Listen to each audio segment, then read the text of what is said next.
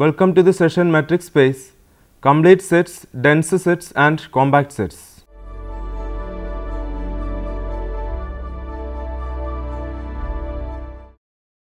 Definition 1.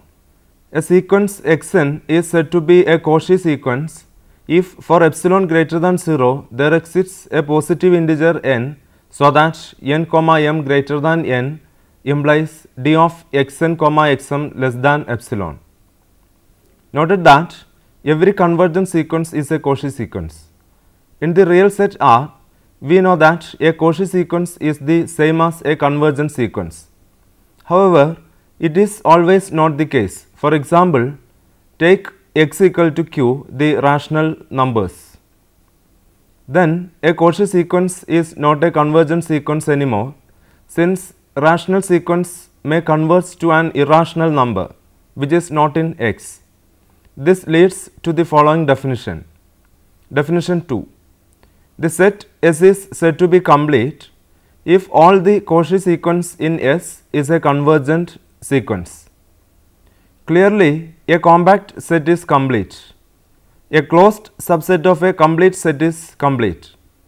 Let us see an interesting theorem of complete metric spaces.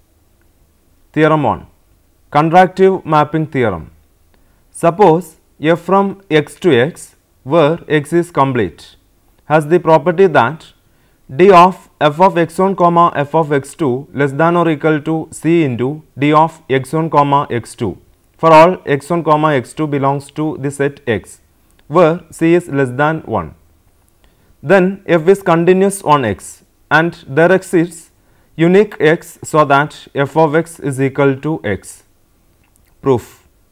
The continuity of f is trivial. Now pick x1 belongs to the set X and define xn plus 1 is equal to f of xn. Then d of xn comma xn minus 1 is equal to d of f of xn minus 1 comma f of xn minus 2, which is less than or equal to c into d of xn minus 1 comma xn minus 2 less than or equal to c raised to n minus 2 into d of x2 comma x1. And for m greater than n, d of xm comma xn less than or equal to summation I varies from n to m minus 1 d of xi comma xi plus 1, which is less than or equal to summation I varies from n to infinity d of xi comma xi plus 1, which is less than or equal to c raised to I minus 1 into summation I varies from n to infinity d of x1 comma x2 less than or equal to c raised to n minus 1 divided by 1 minus c into d of x1 comma x2. As the last inequality tends to 0 when n tends to infinity, we know the sequence xn is a Cauchy sequence and hence xn converges to x. By the continuity of f, we have x is equal to f of x.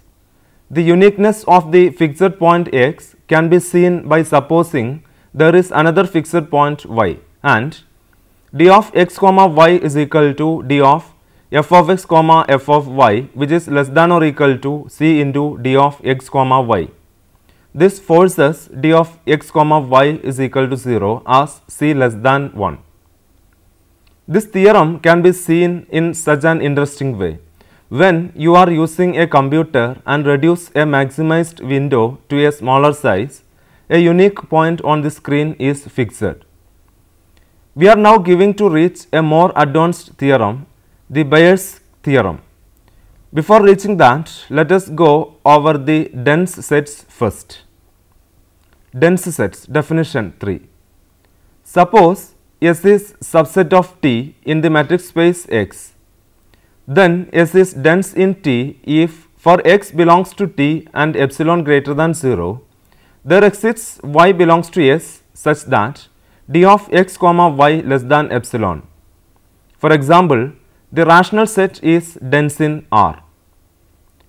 As every point of T is a limit point of the dense subset S, we see that S is equal to T. Conversely, if S is subset of T and S is equal to T, then S is dense in T. It is also not difficult to see that if S is dense in T and T is dense in U, then S is dense in U. Now let us turn to the concept of nowhere dense sets. Definition 4. The set S is said to be nowhere dense if any open set contains an open ball that is disjoint with S. For example, a finite set and the integer set in R are nowhere dense. Any open set and the rational set in R are not nowhere dense. It is easy to see that if a set is nowhere dense, so are its subsets. Theorem 2. S is nowhere dense if and only if S closure is nowhere dense. Proof. Suppose S is nowhere dense. An open set U contains an open ball B which is disjoint to S. Then no point of B is the limit point of S, since otherwise B would contain some points of S. Hence, S is disjoint to B. This shows that S closure is nowhere dense. The converse is trivial. Theorem 3. The Bayes' theorem. Suppose the set Ui is open dense in a complete metric space X for all integer I.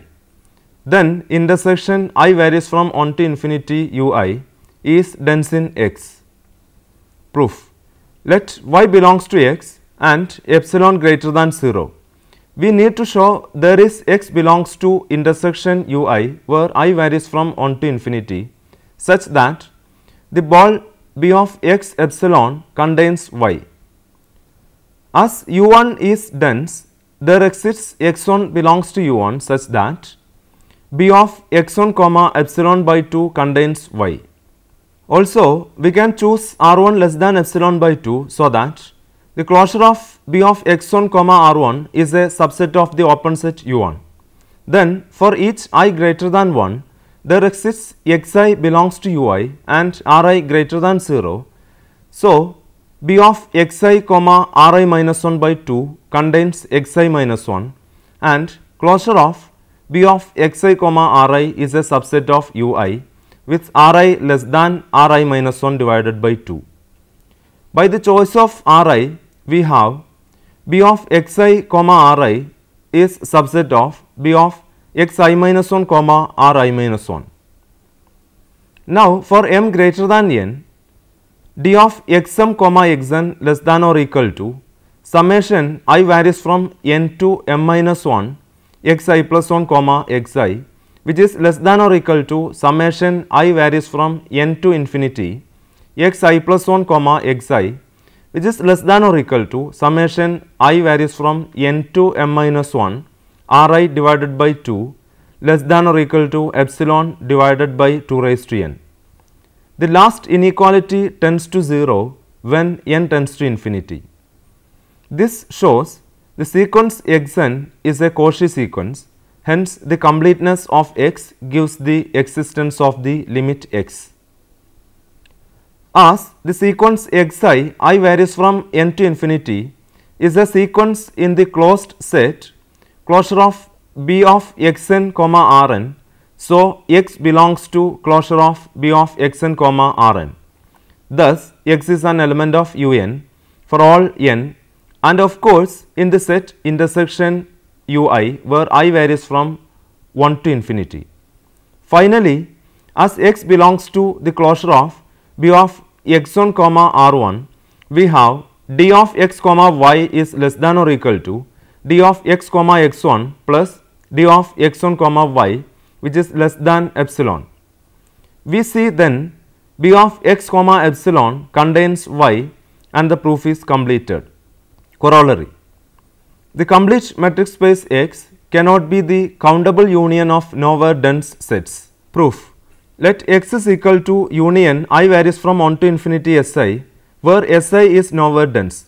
It is no doubt that X is equal to union I varies from 1 to infinity Si bar. Note that X difference Si bar is open dense. Now taking complement of both sides gives phi is equal to intersection I varies from 1 to infinity X difference Si bar.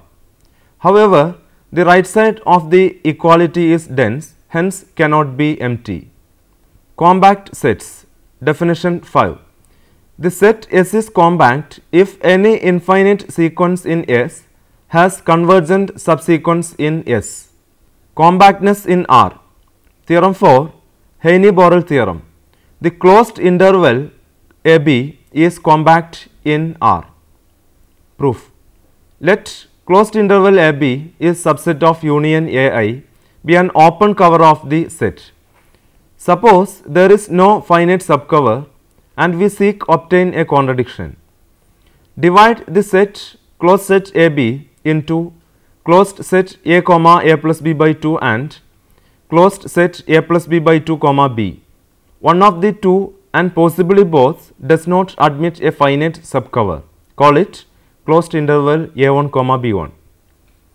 Repeat this process of dividing to get nested intervals closed intervals an comma bn of length b minus a divided by 2 raised to n which do not admit finite subcovers.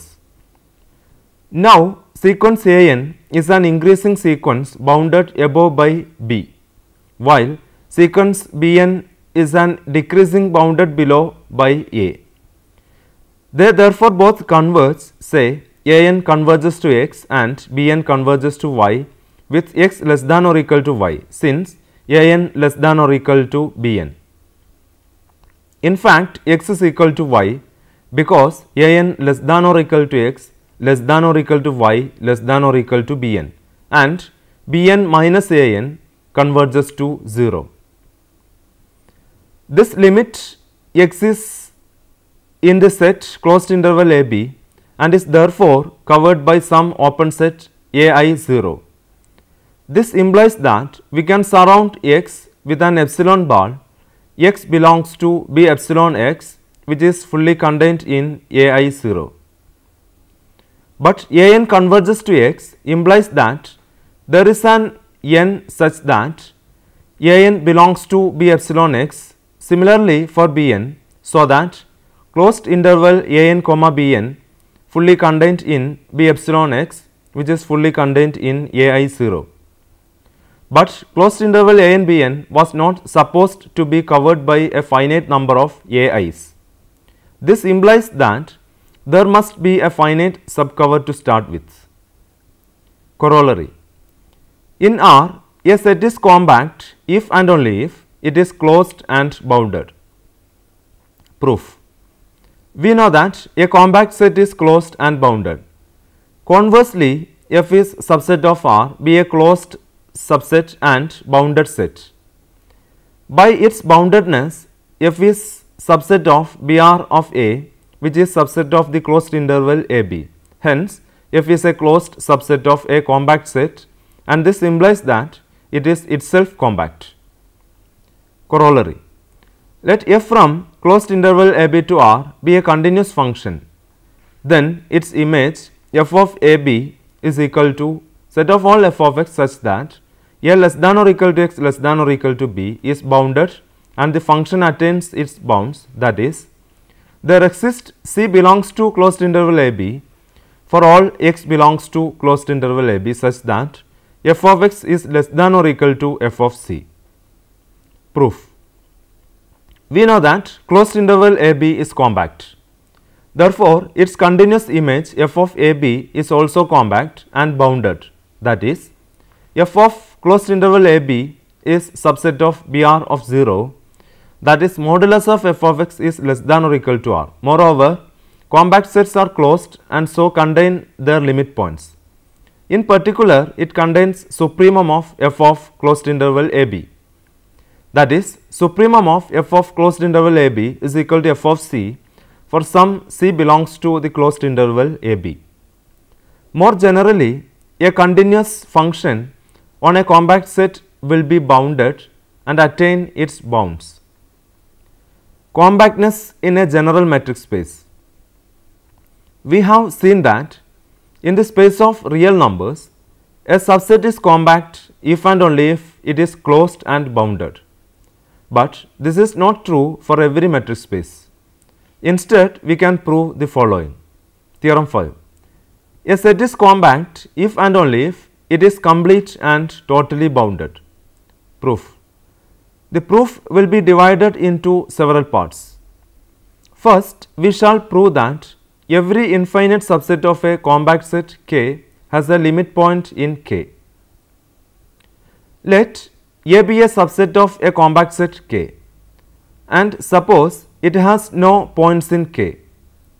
This means that any x belongs to K is not a limit point, and so we can find balls B epsilon x which do not contain elements of A unless they are at the center.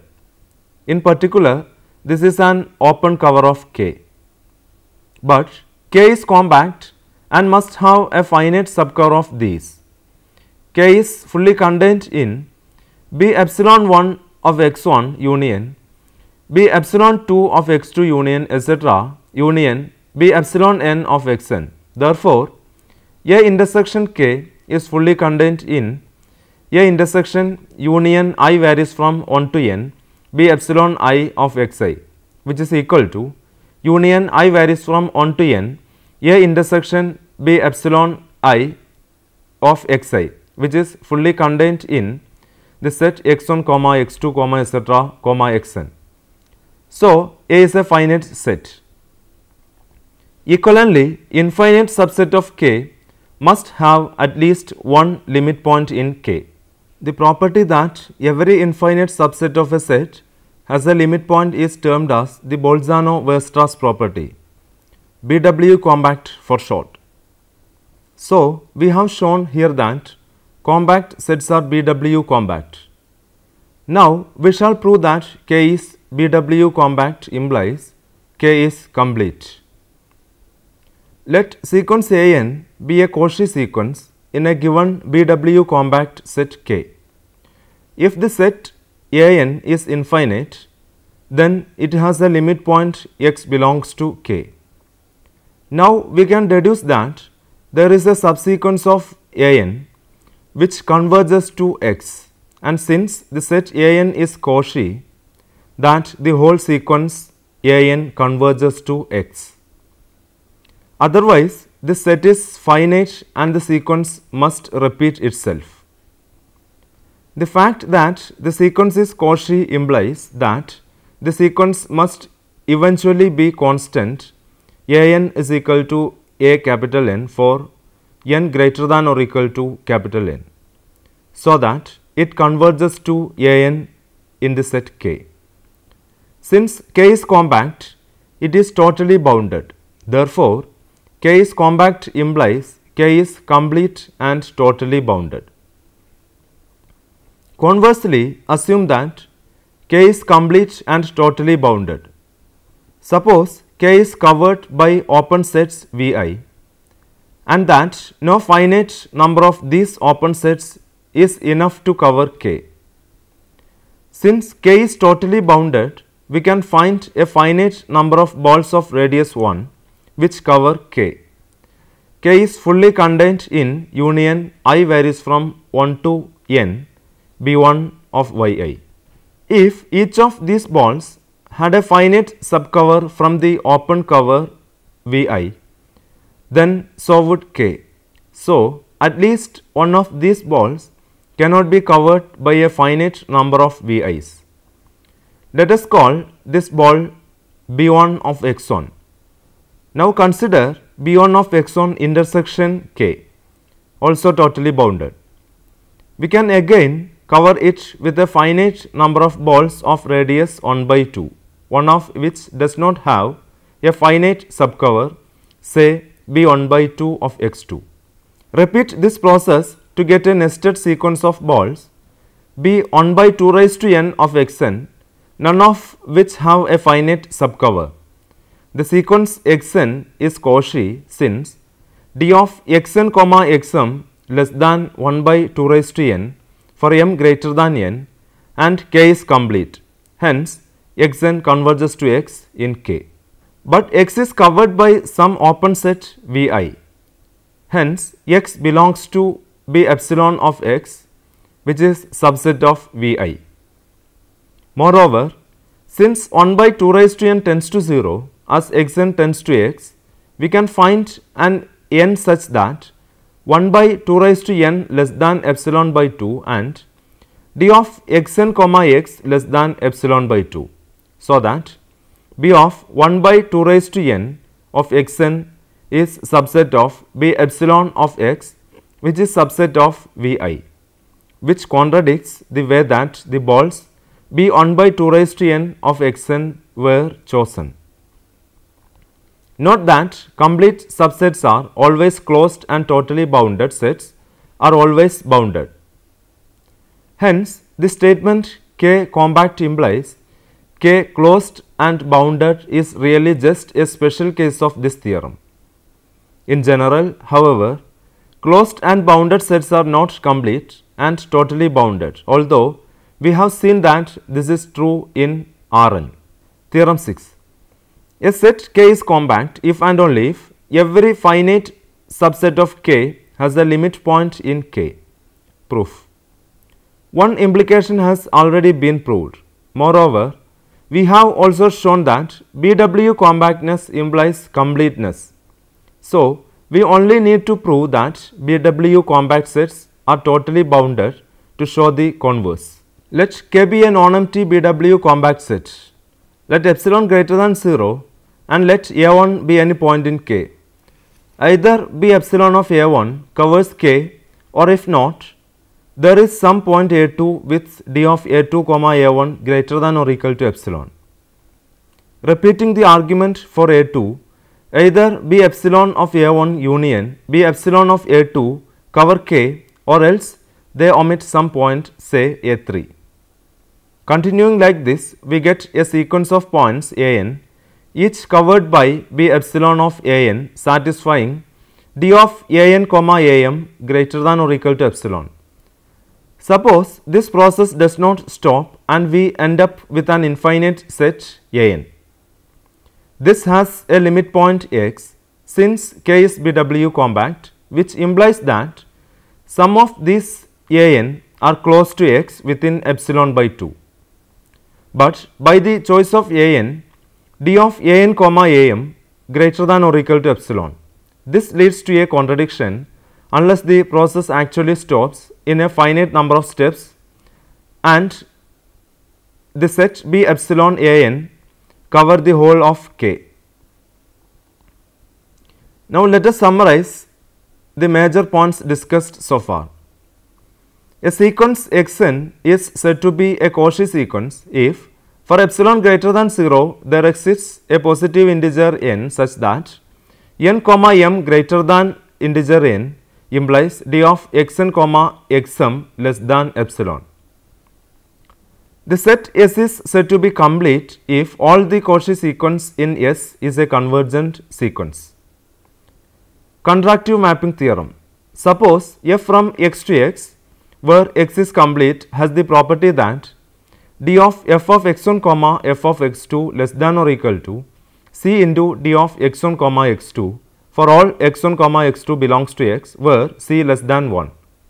Then f is continuous on x and there exists unique x, so that f of x is equal to x. Suppose S is subset of T in the metric space X, then S is dense in T if for x belongs to T and epsilon greater than 0, there exists y belongs to S such that D of xy less than epsilon. The set S is said to be nowhere dense if any open set contains an open ball that is disjoint with S. S is nowhere dense if and only if S is nowhere dense. Bayes' theorem. Suppose Ui is open dense in a complete metric space X for all integer I, then intersection I varies from 1 to infinity Ui is dense in X. The complete metric space X cannot be the countable union of nowhere dense sets. The set S is compact if any infinite sequence in S has convergent subsequence in S. Heine-Borel theorem. The closed interval AB is compact in R.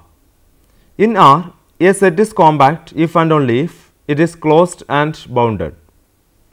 Let f from closed interval AB to R be a continuous function, then its image f of closed interval AB is equal to set of all f of x such that a less than or equal to x less than or equal to b is bounded and the function attains its bounds. That is, there exists C belongs to closed interval a b for every x belongs to closed interval a b such that f of x less than or equal to f of c. A set is compact if and only if it is complete and totally bounded. A set K is compact if and only if every finite subset of K has a limit point in K. Now you can answer the following questions. First one, show that the interval left open interval a b is incomplete but the closed interval a b is complete. Second one, show that there does not exist a function f from R to R which is continuous on exactly the rational number but not the irrational. Third one, show that the Cantor set K is nowhere dense. Fourth one, show that a finite set of points is BW compact. And the last one, show that any closed and bounded subset of a set is compact. You may go through these books for your reference. First one, Principles of Mathematical Analysis by Walter Rudin, McGraw-Hill Book Company, Auckland, 1985. Matrix Spaces by P.K. Jain and K. Ahmed, Narosa Publishers, New Delhi, 1993. Third one, Topology by J.R. Mungers, Prentice Hall of India, 1991. Fourth one, Introduction to Topology and Modern Analysis by G.F. Simmons, McGraw-Hill, 1963. And the fifth one, Matrix Spaces by B.K. Tyagi, Cambridge University Press, New Delhi, 2010. Hope that you have enjoyed with this session. We will meet again with another topic. Thank you.